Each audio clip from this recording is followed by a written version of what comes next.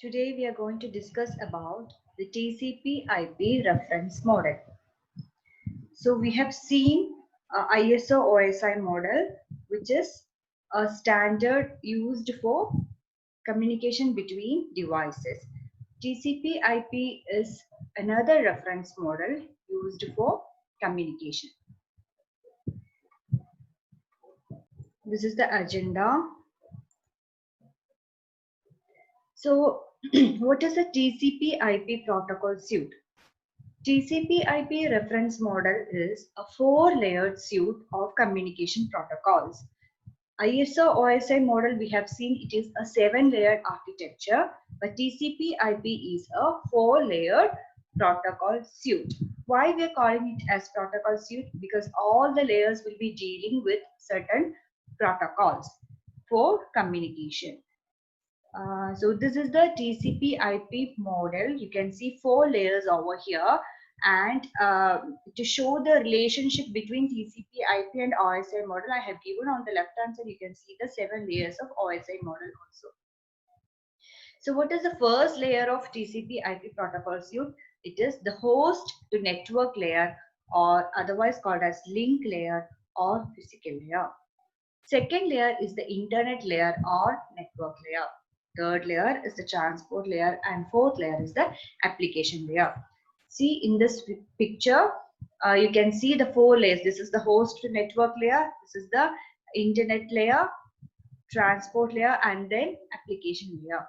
When you see the comparison, when you compare the TCP and OSI model, you can see the first two layers of OSI model, physical and data link layer. The functions of both these layers will be done by the first layer of TCP/IP model, that is the host to network layer. And in network layer is somewhat similar that of OSI model. Transport layer, it functions, it has the functions of both the transport layer as well as some of the functions of session layer in the OSI model. And application layer will perform the duties of application presentation and some parts of session layer in the OSI model. Okay, so this is the TCP/IP reference model. Now, when we talk about, let's see each layer in detail. The first layer is host to network layer. Host to network layer, as I said already, it combines the layer 1 and 2 of OSI model, and this defines the nature of the signal and data rate.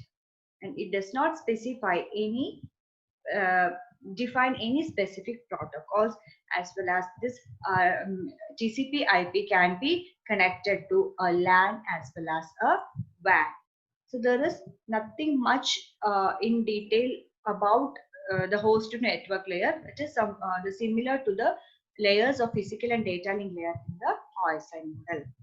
Now comes the network layer. Network layer deals with the transmission of data among devices. Just like what we have seen in the OSI model, the network layer is responsible for the source to destination or end-to-end delivery of packets or messages. Now, you can see in this figure, there are certain protocols in the network layer. Which are the protocols? IP, otherwise called as Internet Protocol, then ARP, RARP, ICMP, and IGMP. So these protocols will help the network layer to perform its functions. We will see each protocol, the functions of each protocol, and in detail we will be seeing all these protocols later in later topics. So what is IP? IP or Internet Protocol is the transmission mechanism used by the TCP/IP protocols.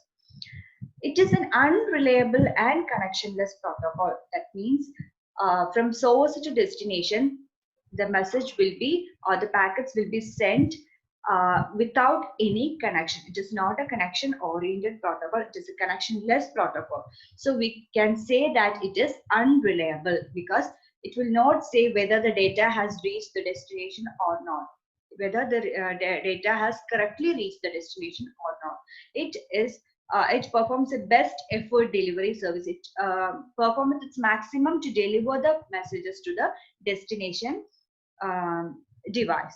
Okay, so IP is an unreliable as well as connectionless protocol, but it is a very efficient. It provides maximum efficiency. It is a very helpful protocol in the network layer, and it can deliver packet from one physical device to another physical device, and it does not perform any ordering of the packets. So if, when you send 1, 2, 3, 4 packets from the source, it is not necessary that packets will reach the destination in the same order.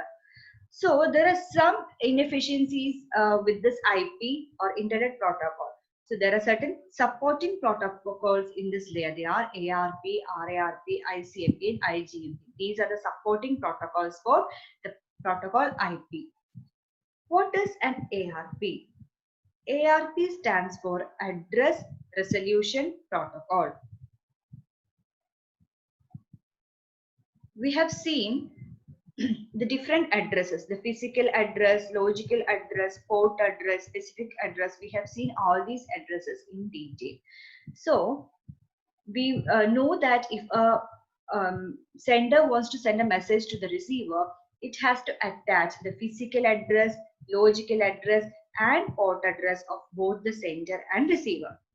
In some cases, the sender will not be knowing the physical address of the receiver.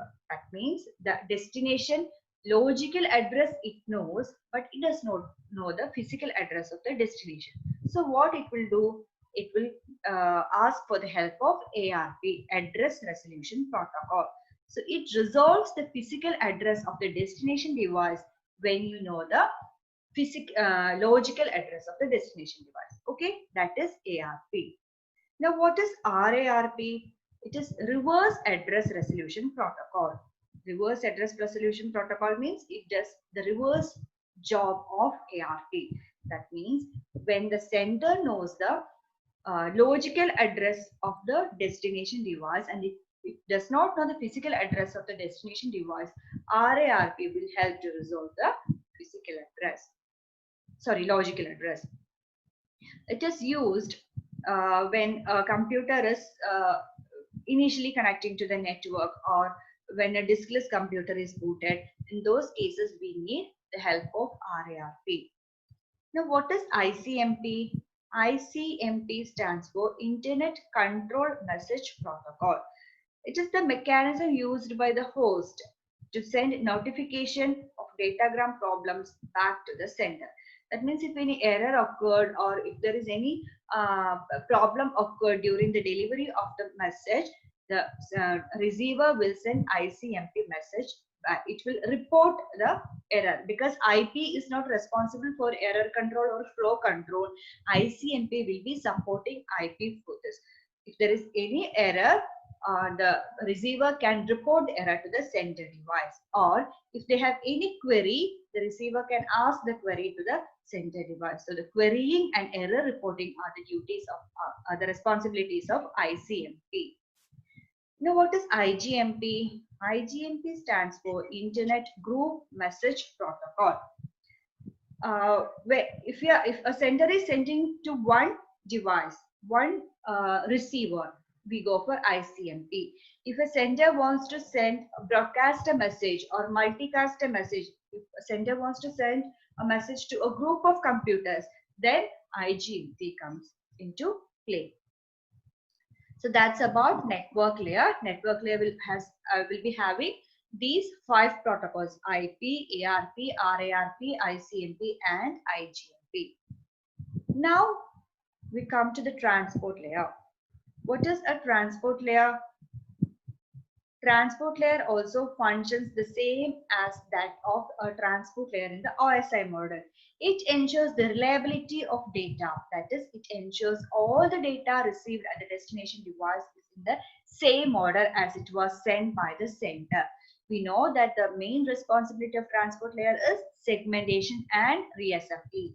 So the sender device will send messages or datagrams.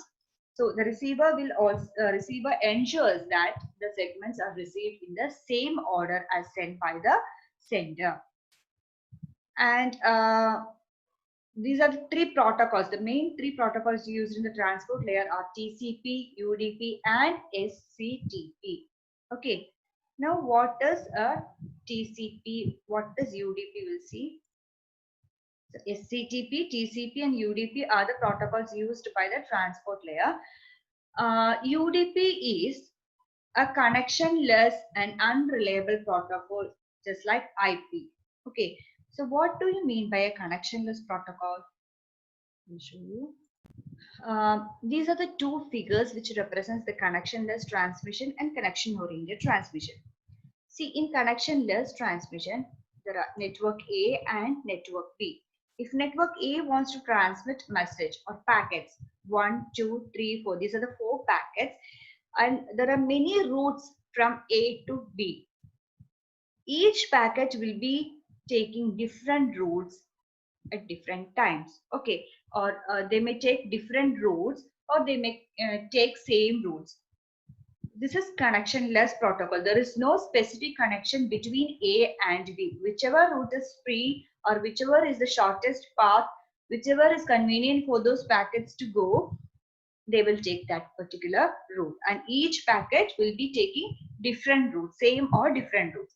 But in connection oriented transmission, you can see there are 3 phases in connection oriented transmission. What are those phases?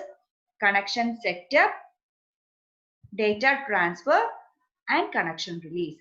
Initially, from network A to network B, a connection will be set up. See, 1, 2, 3, 4. All the packets will be going through the same route from network A to B. And back from device network B to network A, they will be taking another route. So the route is fixed. Okay, so there will be a connection establishment phase, and then the data transfer. Then after that, the connection will be released. This we can say it as reliable delivery, and the packets will be received in the same order sent by the sender. So we can say that this is a connection oriented reliable protocol. What TCP is connection oriented and reliable protocol, whereas UDP is a connectionless and unreliable protocol. If we want to send small data unit, we can go for UDP. And if you want to send large amount of data, or if we security is a major concern, then you can go for the TCP transmission. UDP is very fast in transmission. Okay, so these are the TCP and UDP protocols in transport layer. Now SCTP stands for UDP stands for user datagram protocol, TCP stands for transmission control protocol, and SCTP stands for stream control transmission protocol. Stream control transmission protocol. It provides support for near applications such as voice over internet, VoIP, voice over internet protocol. It is a transport layer protocol that combines the best features of UDP as well as TCP. So we know that what is the name of the reference model? TCP/IP. From where it got its name? It got its name from the 2 protocols from the network layer and transport layer. TCP from the transport layer protocol and IP from the network layer protocol. These 2 are the very important protocols in this reference model. That is why we call it as TCP/IP reference model. Now the last layer is the application layer. As we all know, application layer is responsible for it acts as an interface between the applications and the user. It provides services to end users to work over network or internet. File transfer, email services, etc. are examples of application layer services. Okay, so that's all about TCP/IP